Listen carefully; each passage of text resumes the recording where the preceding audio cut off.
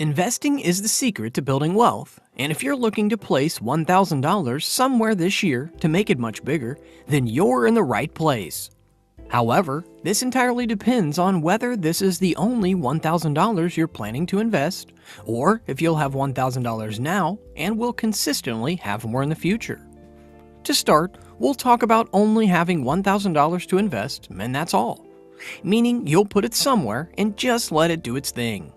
Through the next 10 years, actually returns averaged about 50% a year, and I think they were 37 points better than the Dow per year, something like that. But that I was working with a tiny amount of money. So, you've saved up $1,000 and are planning to invest it in the stock market or invest it in even more risky assets. Firstly, congrats on this, because you've already done more than most people. You saved that $1,000. Unfortunately, I have some bad news. Placing this money in the stock market is probably not the best idea if it's the only $1,000 you plan to invest for a while. Let's take an example. Imagine that the year you invest your money, the stock market has a major upswing and brings back a return of 25% in the year. This is 15% above the average, and most professional investors would jump for joy getting a return like this.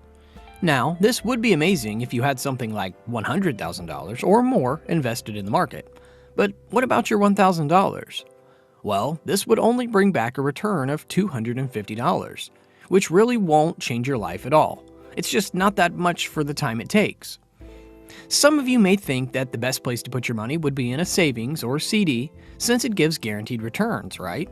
Well, let's have a look and see how you would fare doing this. As of February 2023, the average return through a savings account is an extremely small 0.33%. That means putting your money in a savings account for 5 years would give you a net total of $1,106. Yikes! While you get a guaranteed return, you'll never build wealth this way. What about CDs or certificates of deposit? For those who don't know, these are basically like savings accounts, except that you can't touch the money for a certain amount of time unless you want to pay a hefty fee. Let's see how this would play out for you. The average CD rate for a 5-year term is 1.37%, which isn't that bad, but sadly it won't give you anything worthwhile. Your $1,000 would grow to a measly $1,068. That's enough to buy you a nice pair of jeans or some new shoes. But who wants to wait 5 years just to do something like that? Again, this won't get you wealthy. And even if you were to invest this money in the stock market for 5 years at an average return of 7%, then you'd still only end up with $1,400. This is by far the best option, but it just won't change your life. You may be panicking right now, but there's actually something you can do that will allow you to make more money so you can invest more money and thus grow your wealth. Most people go through life using up a very small part of their potential. And so anything you do that invests in yourself, that's the best investment you can possibly make. And then I would follow my passion. I mean, whatever turns you on. As Warren Buffett said here, the best thing you can do is educate yourself and invest in yourself. That means learning new skills that can be of use to any company you work for, now and in the future. The more valuable you are, the more you'll be paid. It's really simple when you think of it that way. You can invest in yourself through things like books, webinars, seminars, or courses. The more skills you have, the more you'll be kept by companies, and the less likely you'll be laid off, as is happening now all over the country. Some examples of things you can do are marketing and coding, which are both becoming highly valuable assets in just about any industry. Essentially, you want to look for skills that are highly sought after, but not many people have. A famous quote from Charlie Munger that supports this goes as follows: "Develop into a lifelong self-learner through voracious reading. Cultivate curiosity and strive to become a little wiser every day. The more you learn, the more you grow, and the more you grow, the more your money and happiness will grow." The other thing you can do with $1,000 is to work on creating another income source.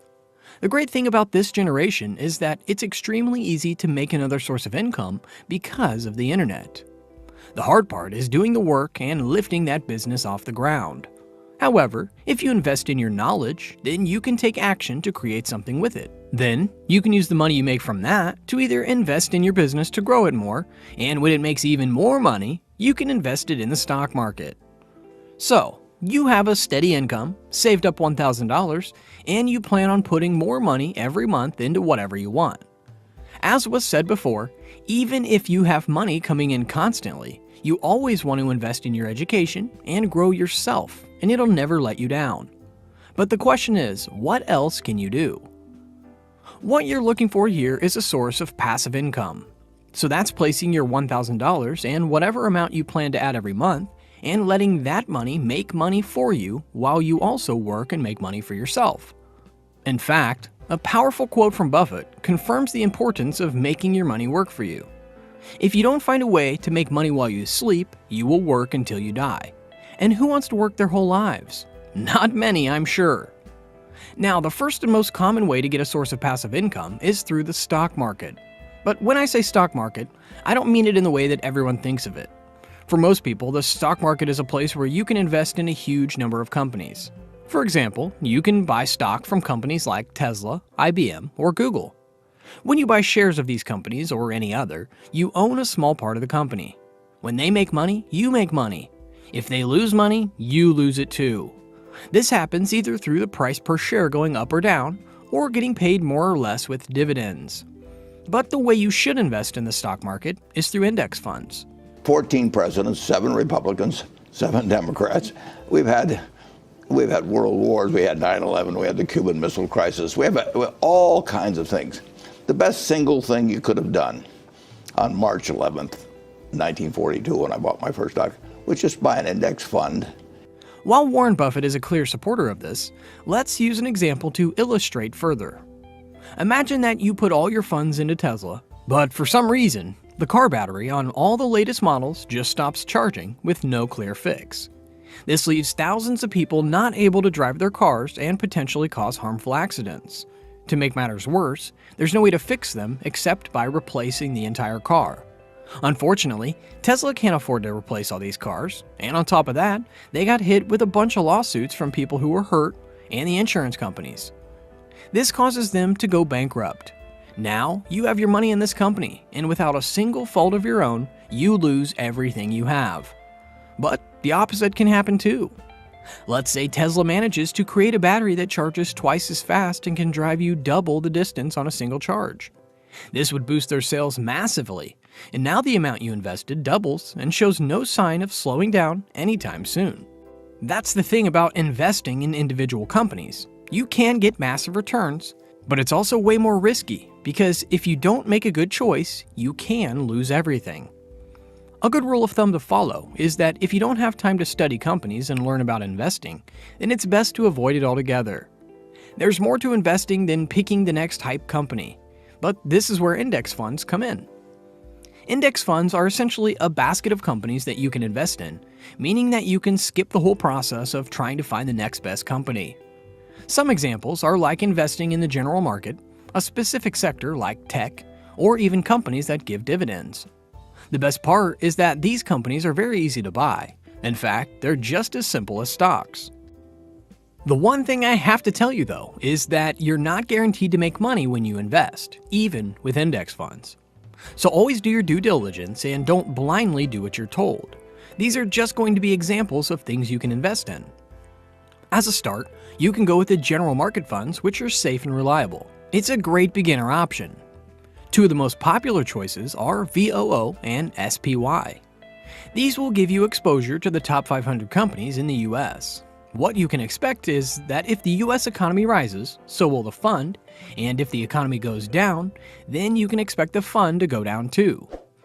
If you want to get involved with tech, you can go with VGT or QQQ. These will expose you to companies like Microsoft, AMD, or Google. Both of these funds have different companies, so make sure you do some research to see what you like more. Lastly, if you want dividend payouts, then consider VYM or SDY. When you invest in this fund, you'll get exposure to a bunch of companies that pay you to invest in them. When you're looking to invest in these funds, there's a way that'll generate the most bang for your buck. What you want to do is anytime you get a paycheck, you want to take a portion of it, like 10 to 15%, and automatically place it into your account. This way, you won't accidentally spend money you should be using for investing. As Buffett famously said, Do not save what is left after spending, but spend what is left after saving. The second way you can use your $1,000 and additional money after is through real estate.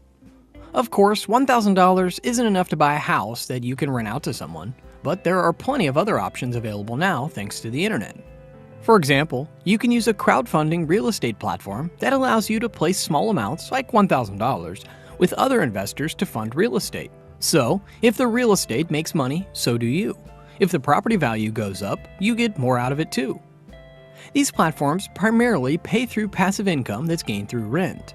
However, it's important to know that this money isn't liquid since it's in physical real estate. It's not as easy to sell a home as it is to sell a stock. But if you're comfortable with investing in physical real estate, you don't have the capital to buy your own property, and aren't concerned with not having access to your money for some time, then this is the way to go. Lastly, you can get access to indirect real estate through REITs or real estate investment trusts. With REITs, you invest in a company that invests in real estate, but it operates the same way. You get paid dividends from the money that comes in through rent and other sales, but without being tied up in physical properties. REITs also tend to pay higher dividends as the companies are required to give 90% of the profits to shareholders. Some examples of REITs are VNQ and USRT. If you don't want to invest in any way, then there's one thing you can do with your money, and that's to pay down your debt ASAP. You can't make progress in your financial life going around borrowing money at 18 or 20%. You can make a lot of money by lending it out at 18 or 20% over time. If you can find anybody that's good that will borrow from you. But you don't want to be on the side of the equation that's always behind in life. Paying debt early is just like a return on investment. Let's say you have a 4% interest rate loan like a car, mortgage, or student loan. If you pay it off a year early, then you've effectively made a 4% return because that's one extra year you don't have to pay the bank. So if you're afraid to invest in the stock market right now, or don't want to hop into real estate, then this is your next best bet. It will allow you to have much more cash available as you have fewer expenses every month. The faster you pay off debt, the less interest you'll have, and more money you can keep in your pockets.